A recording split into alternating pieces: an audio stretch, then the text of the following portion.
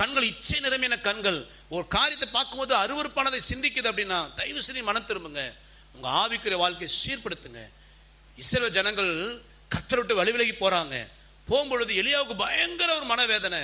ஒரு வார்த்தை சொல்வார் 1 ராஜாக்கள் 18:21, எந்த மற்றும் 2 நினைவுகளால் குந்தி குந்தி நடப்பீர்கள். கர்த்தர் தெய்வமானால் அவரை பின்பற்றுங்கள், பாகால் தெய்வமானால் அவனை பின்பற்று. எந்த மட்டும் குந்தி குந்தி நடப்ப, 2 நினைவுகள் நடப்ப. எலியா கேட்கிறா, என்ன அர்த்தம் தெரியுங்களா? குந்தி குந்தி நடப்பதுன்னா, இவன் கர்த்தருடைய பலிபீடத்தை பார்த்தா அங்கேயும் வந்து பலி செலுத்துவான், பாகால் பலிபீடத்தை பார்த்தா அங்கேயுமே பலி செலுத்துவான், ஆண்டவரையும் ஆராதிப்பான், உலகத்தின் தெய்வங்களையும் ஆராதிக்கிறான். 2 மனம்.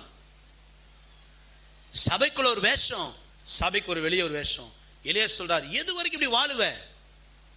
கர்த்தர் தெய்வமானால் கர்த்தர், பாகால் அப்படின்னா ஒண்ணு கர்த்தர்ட்டவான் பாகால்ட்டவான்னு சொல்லல. அவரு அவருடைய எதிர்பார்ப்பு என்னன்னா, யார் உண்மையான தெய்வம், எது உன நித்தியத்தை கொண்டு செல்லும், யார் உனக்காக ஜீவனை கொடுத்தா நிதானிச்சு பாரு. நீ உலக பிரகாரமாக உலகத்தானை போல அவர்களை பிரியப்படுத்த ஒரு வேஷம் போட்டு வாழ்றிய, நீ நித்திய ஜீவனுக்கு வர முடியுமா? நீ ஆவிக்குரிய கர்த்தர் பிரியமா வாழ்ந்தாதானே கர்த்தருக்குள்ள வர முடியும். ஆக நிதானிச்சு பார். 2 நினைவுகள் நடக்காத, விட வேண்டியதை விடு, ஆவிக்குரிய மாறு. எலியா எச்சரிக்கிறார், நீ மன திரும்ப, இல்லாவிட்டால் யாக்கோபு 1:8 சொல்லுகிறது, 2 மனம் உள்ளவன் தன் வழிகளில் எல்லாம். ஆண்டவர் வேணும், ஆத்துலயும் ஒரு காலு இல்லைங்க. முழு மனதோட ஆண்டவரை தேடுங்க. வாழ்வோ தாழ்வோ, லாபமோ நஷ்டமோ, எனக்கு என்ன ஆனாலும் சரி, நான் நஷ்டப்பட்டாலும் பரவாயில்ல, உண்மையான தெய்வம் இயேசுன்னு அறிஞ்சுக்கிட்டேன், சத்திய வார்த்தை இதுதான் புரிஞ்சுக்கிட்டேன், என்னை பரலோகத்துக்கு கொண்டு போறது இதுதான் வாழ்க்கைன்னு தெரிஞ்சுக்கிட்டேன். என்ன ஆனாலும் என் வாலிப வயதா இருக்கட்டும், என் குடும்ப வாழ்க்கையா இருக்கட்டும், ஒருவேளை வயதானவர்களா இருந்தாலும் சரி, நான் ஆவிக்குரிய வாழ்க்கை உண்மையா இருப்பேன், முழு இதயத்தோட உண்மையா கர்த்தரை தேடுவேன். மாய்மானமான வாழ்க்கை நீ என்ன செய்ய மாட்டேன், வாழ மாட்டேன். அல்லேலூயா, அல்லேலூயா. ஏரோது இருமனமுள்ள வாழ்க்கை வாழ்ந்தவன். அவன் முடிவும் பரிதாபங்க. ரோம அரசன் வந்தான், இந்த ஏரோதியாலையும் 2 பேரையும் நாடு கடத்தினான். கொண்டு போக நாடு கடத்தப்பட்ட இடத்துல மிக கொடூரமாய் கொலை செய்யப்பட்டார்கள். மிக கொடூரமாய். பாவத்தின் சம்பளம் மரணம். ஆவிக்குரிய சிந்தையே இல்லாம முழுக்க மாம்சத்துக்குள்ள வாழ்ந்தாலும் சரி, இரு மனதோடு ஆவிக்குரியனாக ஒரு பக்கம், மாம்சத்துக்குள்ள ஒரு பக்கம் வாழ்ந்தாலும் சரி, முடிவு நியாய தீர்ப்பு. நம்மை நாமே நிதானித்தறிந்தால் நாம். மார்க் 6:20 வாசிங்க.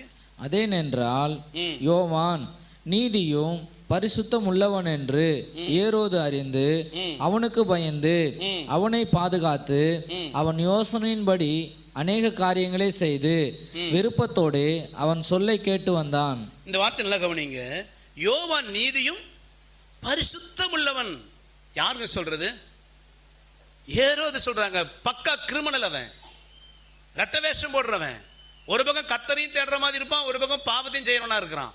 இவனே சொல்றான். யார? யோவான் சொல்றான், அவன் நீதியும் பரிசுத்தம் உள்ளவன். யோவான் கண்ட பயம். இவன் துணிஞ்சு ஜெயில போடல, அவன் ஏரோதியால் கொடுத்த நெருக்கடி, அதனால தூக்கி ஜெயில போட்டான்.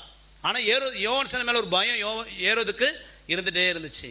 ஏன்னா ஏரோதுடைய வாழ்க்கையில அவன் நீதியும் பரிசுத்தம் ஏரோது பார்த்தாங்க. யோவான் வாழ்க்கையில ஏரோதுன்னா யோவான் கூடவே வாழ்ந்தான் இல்ல. இவன் அப்பப்போ இந்த ஏரோது யோவான் பார்க்கறான். யோவான் பேச்சு, அவன் நடக்க, அவன் வெளி தோற்றம், அவனுடைய வாழ்க்கை முறை, அவன் பழக்க வழக்கம், இதெல்லாம் ஏரோது பார்த்தவன ஒண்ணு புரிஞ்சுக்கிட்டான், இந்த யோவான் பரிசுத்தம் உள்ளவன். எப்படி நம்ம வாழக்கூடாது என்பதற்கு அடையாளம் ஏரோதும் ஏரோதியாலும். நம்ம எப்படி வாழணும்னு கர்த்தர் விரும்புகிறார் என்பதற்கு அடையாளம் இந்த யோவான் ஸ்நானகன். அல்லேலூயா, அல்லேலூயா. நாம் எப்படி வாழக்கூடாது? ஏரோதியால் போல ஆவிக்குரிய சிந்தையே இல்லாம வாழ்ந்துடக்கூடாது. ஏரோதை போல 2 மனமுள்ள வாழ்க்கை நிச்சயக்கூடாது, வாழக்கூடாது. இந்த யோவான் வாழ்கிற வாழ்க்கையை போலத்தான் நம்ம வாழும்படி அழைக்கப்பட்டோம். அப்படி வாழ்றோமா?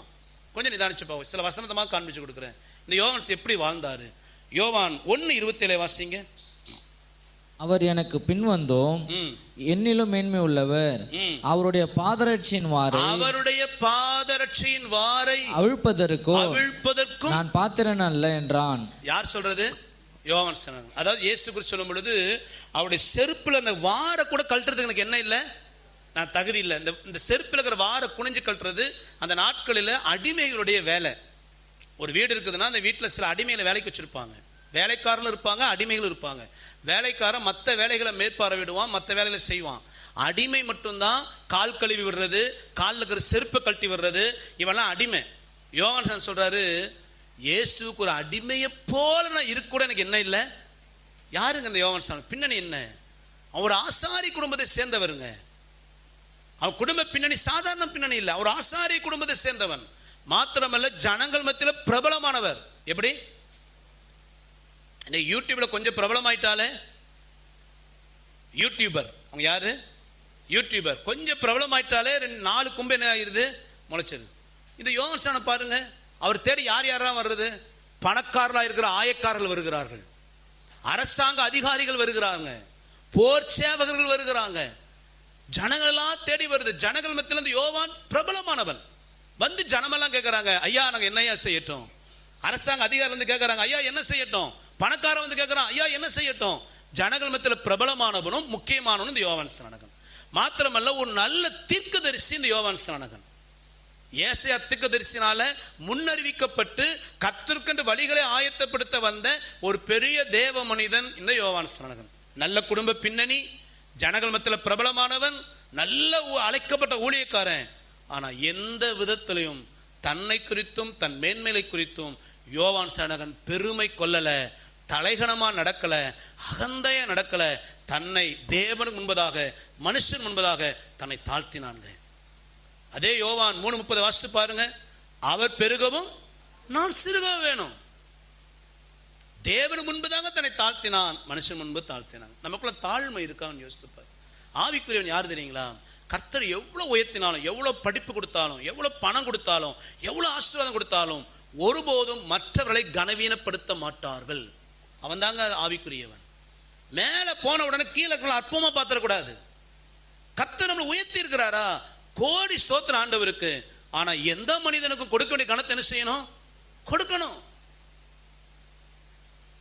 நம்முடைய பேச்சு, நடக்க, பார்வை ஒருபோதும் பெருமை வரக்கூடாது. சில பேர் கொஞ்சம் மேல வந்துட்டா ஸ்டேட்டஸ் பார்க்கிறது, கௌரவம் பார்க்கிறது, தன்னைத்தானே தற்பெருமை, தற்புகழ்ச்சி, இதெல்லாம் ரொம்ப மாம்சத்துக்குரிய சுவாபங்க.